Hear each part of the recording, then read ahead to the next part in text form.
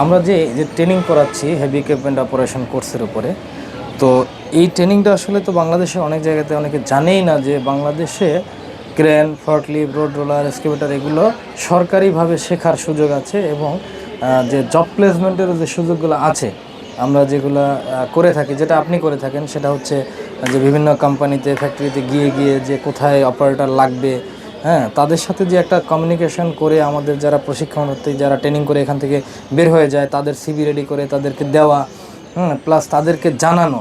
এই জানাতে গিয়ে আপনি আসলে কি কি চ্যালেঞ্জের সম্মুখীন হয়েছেন বিগত দিনে? বিশেষ করে আমরা যে কোর্সগুলো করাই এখানে, সেটা রিক্রুটমেন্ট অপারেশনের, রোড রোলার, ক্রেন, ফর্কলিফট। তো কনস্ট্রাকশন সাইডে ক্রেন বাংলাদেশে যেগুলো মেগা প্রজেক্ট সেগুলোতে চলে, কিন্তু অপারেটর খুব সীমিত। তারপরও সেখানে কিন্তু দক্ষ অপারেটর খুব কম আছে। আমি মনে করি যে যেগুলোতে সরকারিভাবে ভালোভাবে ট্রেনিং দেওয়া হচ্ছে, বিশেষ করে চাঁপাইনবাবগঞ্জ কারিগরি প্রশিক্ষণ কেন্দ্রে, এখান থেকে তারা যদি অপারেটরগুলো নেয় তাহলে তাদের কাজের ইফিসিয়েন্সি যেমন বাড়বে, বাংলাদেশেও কিন্তু লাভবান হবে, ক্যান্ডিডেটও লাভবান হবে। বিশেষ করে ফ্যাক্টরিগুলোতে ফর্কলিফট অপারেশনের প্রয়োজন হয়, সেখানে গিয়েও কিন্তু আমরা দেখি এক একটা ফ্যাক্টরিতে 8টা 10টা করে ফর্কলিফট আছে, কিন্তু চালাচ্ছে কারা? ওখানকার ওয়ার্কারেরাই।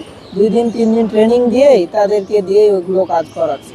আমি বলবো সেক্ষেত্রে তাদের তো মানে ইয়াটাও কম, কি বলে, যে ফিডব্যাক পাওয়া দরকার, মানে যে যতটুকু একজন অপারেটর থেকে যতটুকু কাজের, মনে করেন আপনার এটাকে কি বলে, প্রোডাক্টিভিটি যত বেশি পাওয়া দরকার কিন্তু সেটা তো পাচ্ছে না কাজের মানুষ। কারণ হচ্ছে সে পরিপূর্ণভাবে প্রশিক্ষিত না, তাই না?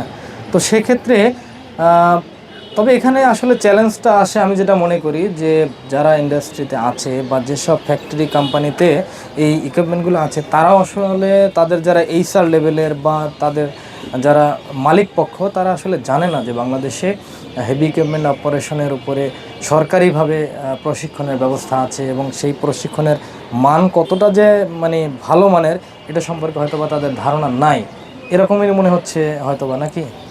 না, সেটা ঠিক আছে। তারপরও বাংলাদেশে যে এই এত বড় বড় ইকুইপমেন্টের ট্রেনিং গুলো হয়, এটা আসলে অনেকে জানে না। আচ্ছা, যারা জানে তাদের ওখানে অলরেডি ওয়ার্কার অপারেটর ইংগেজ থাকে, সেক্ষেত্রে বাইরে থেকে নেওয়ার অত সুযোগ কম। তারপরও আমাদের কাছ থেকে তারা লোক নেয়, এবং আমি ইতিপূর্বে বিভিন্ন জায়গায় কিন্তু ফর্কলিফট অপারেটরের জন্য লোক পাঠাইছি, তারা ওখানে দক্ষতার সহিত কাজ করতেছে।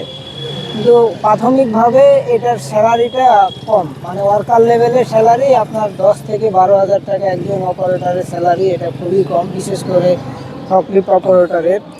এটা আসলে স্যার আপনি যেটা বললেন এটা আসলে দুঃখজনক এই জন্যে যে আসলে একজন ফর্কলিফট অপারেটরের চাহিদা কতটুকু বা তার শিক্ষাগত যোগ্যতা কতটুকু দরকার, তার ট্রেনিং নিতে কী ধরনের যোগ্যতা দরকার, এটা আসলে মালিক পক্ষ মাথায় না রেখেই তাদের মন গড়া একটা স্যালারি প্রোভাইড করে থাকে যে আপনাকে এত দিব, আপনি পারবেন কিনা, ওই 3 দিন আপনাকে ট্রেনিং করাবো, আপনি তারপরে চালাতে পারবেন। ওই যাকে ট্রেনিং করিয়ে চালাতে দেয় ও মনে করে যে আমি তো আগে কিছুই করতাম না, যেহেতু এখন 3 দিন ট্রেনিং করেছি আমি মোটামুটি তো পারছি, আমি চালাই। তো সেক্ষেত্রে তার জন্য 10-12 হাজার টাকা ঠিক আছে, কিন্তু একজন প্রশিক্ষিত অপারেটর, যিনি দক্ষ অপারেটর নিতে হলে বাংলাদেশে আসলে 20 থেকে 25 হাজারের মধ্যে যদি স্যালারি মান্থলি না হয় সেটা আসলেই দুঃখজনক। এটা আসলে ইন্ডাস্ট্রি লেভেলে যারা আছে তারা হয়তো বা তাদের বোঝার ভুল। আমি যখন 25,000 টাকা বা 20,000 টাকা একজনকে স্যালারি দিব, আমি তো তার থেকে ইনকামটা করে নিব, তাই না? যখন আমি তাকে দিব তার মানে তো আমার থেকে আমি দিব না, তার ইনকাম থেকেই তার একটা লভ্যাংশ তাকে দিব। তো সেক্ষেত্রে আমি যদি দক্ষ অপারেটর পাই, তার প্রোডাক্টিভিটি বেশি থাকবে, সে একদিনে যে কাজ করবে বা 8 ঘন্টাতে যে কাজ করবে, একজন অপ্রশিক্ষিত যিনি সে কিন্তু ওটা 3 দিনও কভার করতে পারবে না। এখন এইটা যদি মাথায় রেখে আপনার ইন্ডাস্ট্রিতে যারা আছে মালিক পক্ষ, তারা যদি এটা মাথায় রেখে কাজ করে তাহলে একজন অপারেটরের জন্য ভালো এবং একজন মালিকের জন্য যে হায়ার করবে তার জন্য ভালো।